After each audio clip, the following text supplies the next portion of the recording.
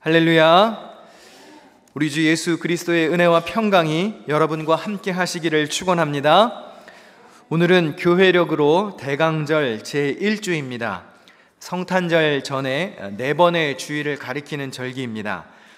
기다릴 대, 내릴 강자를 사용해서 예수 그리스도께서 인간의 몸을 입고 이 땅에 오신 것을 기다리는 절기라는 뜻입니다. 강림절이라고 부르기도 하고 대림절이라고 부르기도 합니다. 이 절기에는 섬김과 희생, 고난, 권위 등을 상징하는 보라색을 사용합니다. 특별히 교회력의 시작이 이 대강절부터입니다. 교회 회개 연도가 12월부터 시작되는 것, 또 새롭게 일할 사람을 12월 중에 선출해서 일을 맡기는 이유 등이 여기에 있습니다. 여러분 성탄 장식을 하실 것이라면 오늘 본격적으로 시작하시는 게 좋습니다. 이 대강절에는 전통적으로 화관을 장식했는데요. 제가 사진 몇 장을 보여드리겠습니다. 그냥 쭉 한 장씩 넘겨주시고요. 흔히 이제 19세기 독일에서 유래되었다고 하는데 일반적으로는 4개의 보라색 초가 원을 이루고 그 중앙에는 그리스도를 상징하는 흰색 초를 놓습니다. 그래서 대강절 제1주에는 초 하나를 켜고 제2주에는 두 번째 초를 켜고 이렇게 순차적으로 불을 밝히죠. 그리고 마지막 크리스마스 이브나 당일에는 마지막 흰색 초에 이제 불을 밝힙니다. 저는 화재 예방을 위해서 오늘 화면으로 초를 밝히도록 하겠습니다. 다음 화면을 넘겨주시면 오늘은 하나만 켜도록 했습니다. 하나 넘겨주세요. 그래서 오늘 대강절 제1주 초 하나가 켜졌죠. 여러분 집에 혹시 크리스마스 트리 만드셨나요? 안 만드셨어요?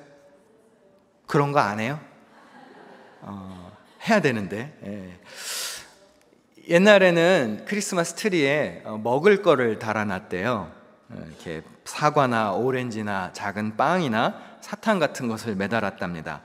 그러다가 점점 예수님의 탄생과 죽음, 또 부활과 관련된 장식들을 달기 시작했고요. 요즘에는 그런 거 없이 그냥 예쁜 거 갖다 놓죠. 저희 가정도 이제 트리 장식하려고 준비를 해놓고 있는데 저희들의 목표는 단 한 가지입니다. 이제 크리스마스 때까지 트리가 망가지지 않고 무사히 잘 세워져 있는 거. 이제 4주 동안 주님의 오심을 기다리는 대강절을 보낼 텐데 여러분의 마음에 진리이신 예수님이 정말 나의 삶의 주인으로 자리 잡고 계신지 잘 생각하면서 끝까지 죽게 하듯 하는 삶에 승리하시기를 축원합니다. 어린 아기는 부모에게 전적으로 의지해야 합니다. 혼자 먹을 수도 없고 자기 자신을 지킬 수도 없습니다. 기저귀도 갈아줘야 되고 체온과 습도도 유지해줘야 되고 아플 때는 종일 돌보아 주어야 합니다. 잠자는 것도 혼자 하지 못해서 도와주어야 합니다. 아기는 작고 연약하고 미련합니다. 그런데 예수님이 이 땅에 아기의 모습으로 오셨습니다. 저는 이 사실이 이상하게 참 오랫동안 제 마음을 불편하게 했습니다. 저는 아들 셋이 있는데요. 감사하게도 아이들이 태어날 때마다 병원에서 출산하는 모습을 지켜볼 수 있었습니다. 예전 생각이 나서 한번 사진을 뒤적거려 봤는데요. 첫째 아이가 태어났을 때의 한국에서 모습이고요. 둘째 아이가 태어났을 때는 미국 서부에 있었을 때, 또 셋째 아이는 뉴욕에서 코비드 기간 중에 태어났습니다. 제가 이렇게 아기들을 예전엔 별로 예뻐하지 않았기 때문에 주변에서 어른들이 많이 그러셨어요. 당신 본인 아기가 생기면 아기가 예뻐 보일 거라고, 아기가 그렇게 천사 같을 수가 없고 신비하고 놀라울 것이라고 이야기를 했습니다. 근데 저는 아이들이 이제 태어날 때마다 품에 안고 3번이나 똑같은 생각을 했는데요. 이런 반응이었어요. 이 끈적끈적한 그 외계 생명체 같은 그 신생아를 안고 이렇게 이게 다야? 이런 기분이었습니다. 인간의 몸을 입고 이 땅에 예수님이 고작 이런 연약한 존재로 이렇게밖에 안 오셨다는 말인가? 이해가 되지를 않았죠. 아니 왜 우주 만물을 창조하신 신이 똥오줌도 못 가리는 젖먹이 아이로 이 땅에 오셨을까? 왜 이렇게 초라한 모습으로까지 자기를 낮추셔서 오셔야 했을까? 저는 이게 용납이 되지를 않았습니다. 그런 마음의 불편함이 있었어요. 도대체 하늘의 천군 천사들은 뭘 하고 있었지? 왜 말리지 않았지? 제가 만약에 천사였으면 옆에서 하나님을 이렇게 말렸을 것 같아요. 하나님, 이건 좀 아니지 않나요? 아니, 저 세상으로 가시겠다고요? 당신이 직접 만드신 세상으로? 그것도 인간의 몸을 입고 아기가 되어서 가시겠다고요? 이건 말이 안 됩니다. 누가 알아줘요? 아무도 못 알아볼 거예요. 하나님, 그렇게까지 하실 필요는 없잖아요. 아마 저는 하나님 발을 붙잡고 말렸을 것 같아요. 전능하신 창조주 하나님에게는 도무지 어울리지 않는 일이고, 뭐 그렇게 체면 구기시면서까지 하실 일인가? 아마 천사들이 무척이나 원망스러웠을 것 같습니다. 왜 하나님을 지켜드리지 못하냐고. 이 대강절 제1주에 여러분께 한번 질문하고 싶습니다. 오늘 설교의 제목이기도 한데요, 예수님은 사람이신가요? 신인가요? 요한복음은 이렇게 시작됩니다. 요한복음 1장 1절에서 3절에 태초에 말씀이 계시니라. 이 말씀이 하나님과 함께 계셨으니 이 말씀은 곧 하나님이시니라. 그가 태초에 하나님과 함께 계셨고 만물이 그로 말미암아 지은 바 되었으니 지은 것이 하나도 그가 없이는 된 것이 없느니라. 태초에 말씀이 계셨답니다. 이 말씀은 곧 하나님이셨습니다. 그리고 요한복음 1장 14절에 놀라운 말씀이 기록되어 있죠. 같이 읽어보겠습니다. 시작. 말씀이 육신이 되어 우리 가운데 거하심에 우리가 그의 영광을 보니 아버지의 독생자의 영광이요 은혜와 진리가 충만하더라. 이 말씀이 육신을 입고 우리 가운데 오셨습니다. 그분이 예수 그리스도이십니다. 성자 예수는 태초부터 존재하셨고 만물이 그로 인해 지음을 받았다고 했습니다. 그런데 문제는 여기서부터입니다. 이 세상을 만드신 작가가 당신이 만든 작품 안으로 직접 뛰어드시겠다는 거예요. 우리가 못 알아볼까 봐 굳이 인간의 모습으로까지 자기 자신을 다운그레이드 시켜서 오시겠다는 겁니다. 여러분 혹시 카세트 테이프가 존재하던 시절을 사셨죠? 네, 카세트 테이프가 뭔지 모르는 세대도 있죠. 이 중에는 그게 뭔지 알아요? 카세트 테이프 몰라요? 본 적이 없죠. 저도 어렸을 때 카세트 테이프 플레이어를 선물 받고 그 노란색 그 플레이어 기억나시나요? 워크맨이라고 그거 받고 되게 좋아했던 기억이 나는데 테이프 많이 들었었습니다. 근데 언젠가 CD 플레이어가 나오더니 나중에는 MD라는 게 나오고 나중에는 그냥 전산 디지털화된 MP3 플레이어가 나오더군요. 요즘 아이들은 음악 어떻게 들을까요? 스트리밍으로 그냥 인터넷에 연결돼서 스트리밍 서비스를 듣고 요즘엔 인생을 다 유 선생님께 배우잖아요. 유튜브를 통해서 음악을 듣는 시대가 되었습니다. 여러분 지금이 한 80년대 90년대라고 한번 가정해 볼까요? 카세트 테이프를 듣고 있습니다. 그런데 2023년을 살아가는 우리 젊은이가 스마트폰을 들고 짠 하고 나타나서 스트리밍 서비스로 음악을 틀면 그게 이해가 될까요? 그게 어떻게 구현이 된 건지 그 기술이 납득될까요? 그런데 만약에 그 스트리밍 음악을 카세트 테이프에 녹음을 시켜서 테이프로 주면 가능하겠죠. 사람들이 납득할 수 있는, 이해할 수 있는 수준으로 소통을 해야 받아들일 수 있는 겁니다.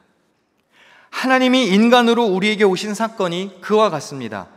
우리는 신이라는 존재를 도무지 이해할 수도 없고 인지할 수도 없죠. 그래서 말씀이신 그분이 육신이 되어서 이 땅에 오셨다는 겁니다. 이걸 조금 더 어려운 말로 성육신이라고 합니다. Incarnation. 하나님이 인간이 되어서 오셨다는 말이죠. 말씀이 육신이 되어서 우리 가운데 거하신다. 여기서 거하다에 해당하는 헬라어 단어는요, 천막을 치다라는 의미가 있습니다. 하나님이 우리 가운데 천막을 치신 겁니다. 구약 성경에서 하늘에 거하시던 하나님이 광야의 성막으로 내려오셔서 백성들과 함께 거주하셨다는 것과 같은 개념입니다. 다시 한번 여쭤볼까요? 우리 예수님은 사람인가요? 신인가요? 골로새서 1장 15절입니다. 같이 읽겠습니다. 시작. 그는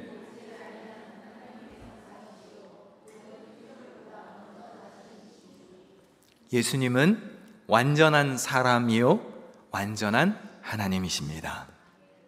여자의 몸에서 나셨고 인간으로 이 땅에서 살았고 아버지 하나님의 뜻을 다 이루고 하늘로 올라가셨습니다. 그분은 하나님의 아들이시기도 했지만 곧 하나님 자체이시기도 합니다. 예수님이 신이라고만 말하는 것도 잘못된 이해이고 예수님이 인간이라고만 하는 것도 성경적이지 않습니다. 예수님은 하나님이시면서 곧 인간이셨습니다. 어떤 사람들은 그렇게 말하기도 합니다.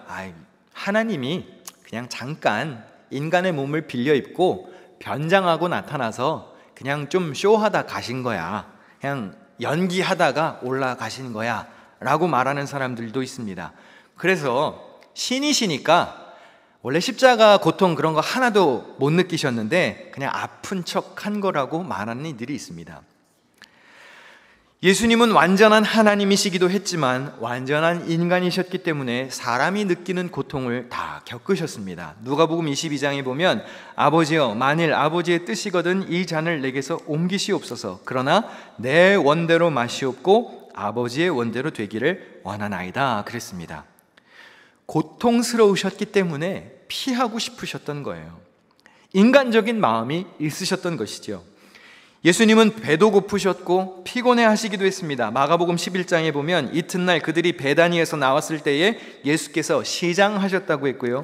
요한복음 4장 6절에 보면 예수께서 길 가시다가 피곤하여 우물 곁에 그대로 앉으시니 때가 6시쯤 되었더라 그랬습니다. 십자가에 달리셨을 때는 갈증도 느끼셨습니다. 요한복음 19장에 예수께서 모든 일이 이미 이루어진 줄 아시고 성경을 응하게 하려 하사 이르시되 내가 목마르다 하시니. 예수님은 완전한 하나님이시였지만 완전한 인간이기도 했습니다. 왜 이렇게 연약한 인간의 모습으로 우리에게 오셨을까요? 이유는 간단합니다. 죄의 문제를 해결하시고 우리를 구원하시기 위함이었습니다. 죄는 하나님과 우리 사이를 갈라놓습니다. 그 죄를 해결하기 위해서는 대가가 필요합니다. 죄를 해결하기 위해서는 어떤 대가가 있어야 할까요? 로마서 6장 23절에 죄의 삭은 사망이라고 했습니다. 죽음입니다. 죽음. 하나님은 거룩하고 완전한 분이시지요. 죄로 인해서 생긴 흠을 가지고는 우리 주님께로 가까이 다가설 수가 없습니다. 그래서 죄는 죽음으로써 처리해야 합니다. 옛날에는 그래서 제사를 드렸죠. 짐승을 잡아서 짐승에게 내 죄를 전가시켜서 그 짐승을 희생시키는 제사를 드림으로 죄를 해결했습니다. 히브리서 9장 22절에 율법을 따라 거의 모든 물건이 피로써 정결하게 되나니 피 흘림이 없은즉 사함이 없다고 그랬습니다. 제사장이 하나님과 사람 사이에서 중재자 역할을 해주면서 이 희생 제사가 집행되어야 죄를 해결하고 하나님과의 관계를 바르게 유지할 수 있었습니다. 이 희생제사의 종지부를 찍으신 분이 누구셨을까요? 고린도후서 5장 21절에 하나님께서는 죄를 모르시는 분에게 우리 대신으로 죄를 씌우셨습니다. 그것은 우리가 그리스도 안에서 하나님의 의가 되게 하시려는 것입니다. 하나님이 만드신 세상에 하나님이 직접 오셔서 직접 희생 제물로 죽으심으로 인해서 우리에게 영원한 생명을 선물로 허락하셨습니다. 로마서 6장 23절 다 같이 읽겠습니다. 시작. 죄의 삭은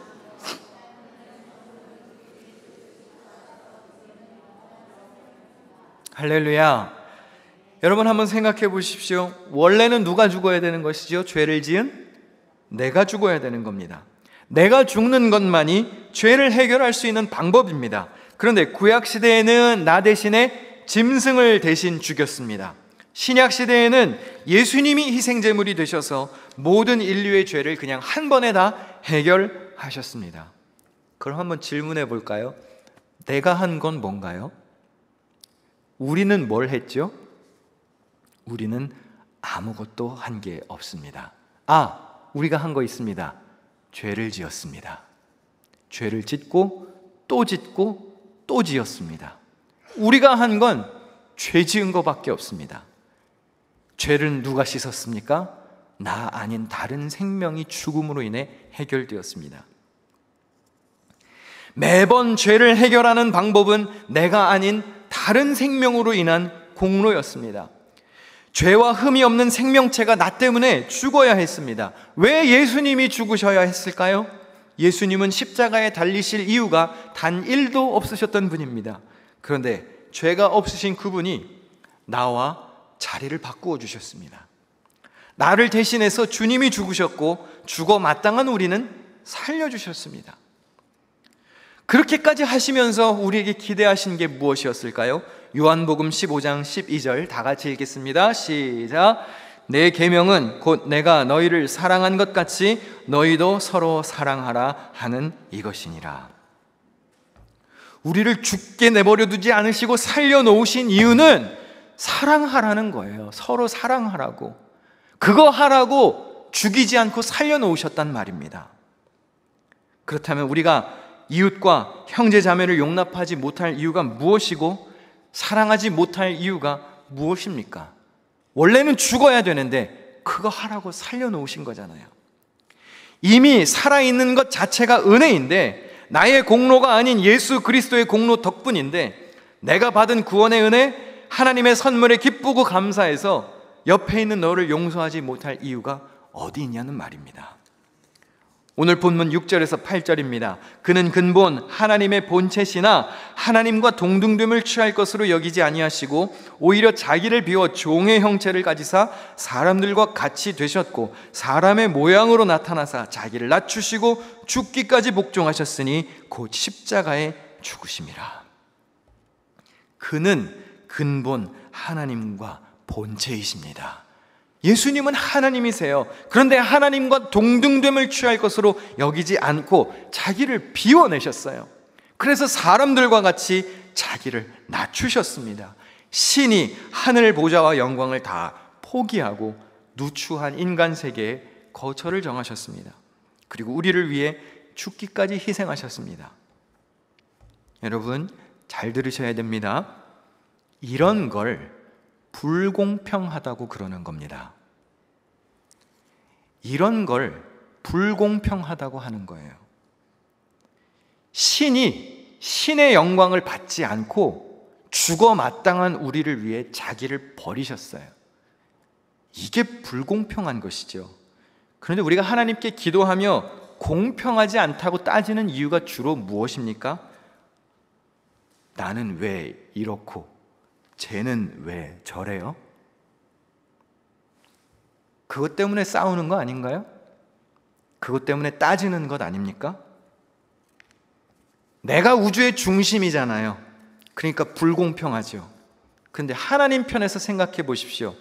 진짜 불공평한 게 뭔가요? 왜 신이 인간이 되셨어야 했습니까? 왜 죄가 없으신 그분이 죄가 충만한 우리를 위해서 죽으셔야 했나요? 죄의 싹은 사망인데 왜 죄인인 내가 오늘 아침 죽지 않고 눈을 뜬 겁니까? 이게 불공평한 것 아닙니까? 그런데 여러분 기도하실 때 한 번도 그렇게 기도하신 적 없죠? 나 같은 죄인을 하나님 왜 살려두셨어요? 하나님 되게 불의하시네요?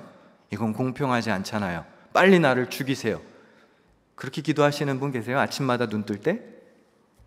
하나님 너무하시네요. 하나님 너무 불의하시네요. 죄인인 나를 감히 살려놓으시다니. 근데 원래는 그렇게 기도해야 되는 것 아닙니까? 진짜로 여러분이 불공평하다고 느끼신다면? 히브리서 4장 15절을 다 같이 읽겠습니다. 시작. 우리에게 있는 대제사장은 우리의 연약함을 동정하지 못하실 리가 아니요 모든 일에 우리와 똑같이 시험을 받으신 이로 돼 죄는 없으시니라. 예수님은 죄가 없으셨어요. 여기 대제사장은 예수님을 가리킵니다. 우리와 똑같은 인간이셨습니다. 그래서 동정하지 못하실 리가 아니라고 그랬어요. 인간의 모든 연약함을 다 이해하십니다. 그런데 그분은 죄가 없으셨습니다. 그런데 왜 그분이 이 땅에 오셨어야 했고 왜 그분이 우리 대신 죽으셔야 했나요? 여러분이 신이었으면 신이 가지고 있는 모든 베네핏을 포기할 수 있을까요? 인간을 위해서. 내가 만약에 조물주라면, 창조주라면 내가 가진 모든 능력과 혜택과 모든 유익을 내가 지은 피조물 인간을 위해서 희생할 수 있겠습니까? 사람은요, 자기 인생을 다운그레이드 시키기 어렵습니다. 그래서 자기가 누리던 게 있으면 그게 없던 때로 돌아가고 싶어 하지 않습니다. 여러분이 온 천하 만물의 주인이신 하나님이라면 정말 말밥통 같은 데 눕고 싶을까요? 온 우주가 나의 거처인데 내가 이런 데서 자야 돼? 그러고 말구유에 내려오시겠냐고요. 제자들을 사랑하고 제자들을 가르치신 예수님이 나를 배신할 것도 알고 나중에 나를 다 버리고 도망갈 것도 아는데 그들을 위해서 희생하고 그들을 사랑하고 그들에게 무릎을 꿇고 겸손하게 발을 씻겨주실 수 있겠습니까? 죄인을 대신해서 십자가 처형을 자처할 수 있겠습니까? 많은 사람들이 주장합니다. 나에게 하나님이 초능력을 주신다면, 나에게 슈퍼히어로가 될 수 있는 어떤 능력을 주신다면 내가 좀 이 지구를 잘 다스릴 수 있을 텐데, 내가 지구를 좀 구할 텐데. 아니요, 다시 한번 잘 생각해 보십시오. 거짓말이에요. 조금 솔직해져 보실까요? 우리는 본질상 진노의 자녀입니다. 육체의 욕심을 따라 지내지요. 육체가 원하는 것을 따라 살도록 되어 있습니다. 우리는. 그럼 제가 진리를 알려드릴까요? 여러분에게 신적 권위와 능력과 초능력이 생기잖아요. 이 세상은 망합니다. 이 세상은 망합니다. 혹시 브루스 얼마이티라는 영화를 보셨나요? 브루스 얼마이티. 이게 무슨 말인지 모르시나요? 일하시느라 너무 바빠서 영화 보실 시간도 없으시죠? 숙제를 하나 내드릴게요. 이 대림절, 대강절 기간에 브루스 얼마이티라는 영화를 꼭 한번 보시기를 추천드립니다. 짐 캐리라는 배우가 연기를 했고 주연을 맡았는데 인생이 잘 안 풀려요. 그래서 하나님께 막 대들어서 따집니다. 그때는 하나님이 나타나세요. 그래서 하나님이 네가 그렇게 잘났으면 네가 한번 하나님 해봐. 그리고 모든 통치의 권한을 이 브루스에게 줘요. 짐 캐리에게. 세상이 어떻게 되는지 아세요? 엉망진창이 돼요. 짐 캐리가 자꾸 기도하는 사람들의 소리가 들려요. 그래서 어떻게 하냐면 귀찮으니까 그래 다 들어줄게. 그래서 다 yes, yes, yes, yes, yes. 그래서 모든 기도에 다 응답해줘요. yes로. 세상이 엉망진창이 됩니다. 엉망진창. 여러분, 하나님이 우리가 기도한 대로 100% 다 응답해 주시잖아요. 이 세상 망합니다. 여러분들이 솔직히 한번 터놓고 생각해 보십시오. 여러분들이 하는 기도 중에서 솔직히 응답되면 안 되는 기도도 있지 않습니까? 그거 응답되면 누군가는 죽잖아요. 누군가는 피해보잖아요. 하나님이 우리 기도를 100% 다 예스 하시지 않는 이유는 우리가 하나님이 무능력해서도 아니고 하나님이 우리를 사랑하시지 않아서도 아닙니다. 침묵하실 때는 침묵하실 만한 이유가 있으니까 안 들어주시는 거예요. 우리가 감당할 수 있을 만큼 성숙하지가 않고 우리 믿음에 더 많은 연단과 훈련이 필요하기 때문에 때로는 하나님이 기도를 거절하십니다. 요리하고 있을 때 옆에서 어린아이가 와서 그거 재밌겠다고 엄마 나도 좀 칼질 좀 해볼게. 나에게도 칼을 좀 줘보세요. 그러면 옛다 너도 한번 해봐라. 그리고 날카로운 칼을 주십니까? 아니 뻔히 자기 손 자를 게 뻔한데 그걸 줄 수가 있나요? 네 손이 잘리든지 말든지 알아서 해봐라. 경험도 경험이지. 그럴 부모는 없습니다. 위험해서 안 주죠. 감당할 수 있을 때에 교육시키고 주겠죠. 아직 감당할 만한 성숙함이 없으면 하나님이 기다리게 하시겠죠. 혹 하나님이 기도를 수락하셔서 예스 하시면 하나님보다 받은 기도의 응답의 정신을 빼앗길까 봐 하나님이 거절하실 수도 있지요. 여러분, 우리의 기도가 응답되지 않을 때는 그만한 이유가 있는 것입니다. 할렐루야. 그래서 우리가 2주 전에 추수감사주일에 찬양 불렀잖아요.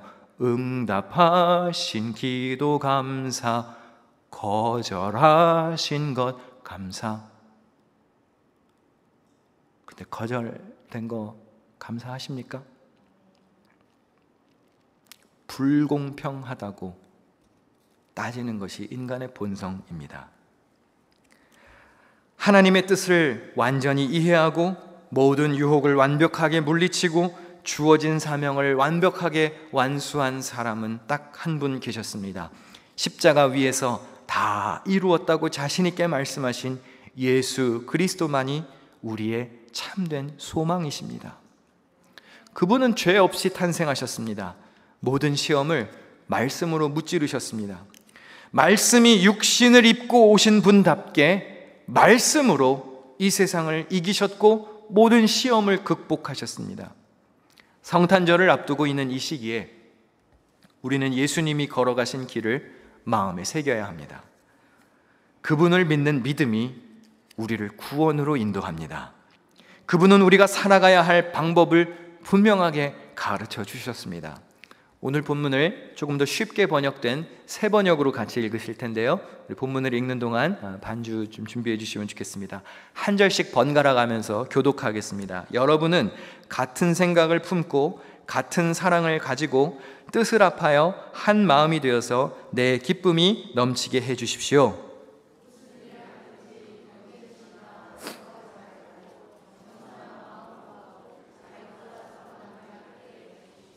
또한 여러분은 자기 일만 돌보지 말고 서로 다른 사람들의 일도 돌보아 주십시오.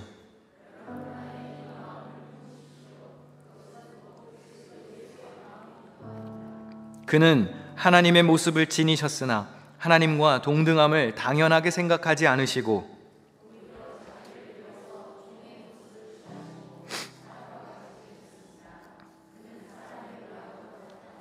8절 함께 자기를 낮추시고 죽기까지 순종하셨으니 곧 십자가에 죽기까지 하셨습니다.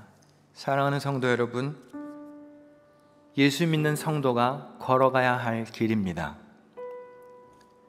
완전한 하나님이시자 완전한 인간이신 예수 그리스도를 믿는 믿음으로 세상에서 승리하며 살아가시기를 축원합니다. 매사에 죽게 하듯 하는 정성으로 서로를 귀히 여기며 맡겨진 사명을 충성스럽게 완수하는 믿음의 공동체를 이루어 가도록 힘쓰셔야 합니다. 그래서 하나님과 사람 앞에 칭찬받고 교회를 아름답게 세워나가는 복된 삶의 주인공이 되시기를 축원합니다.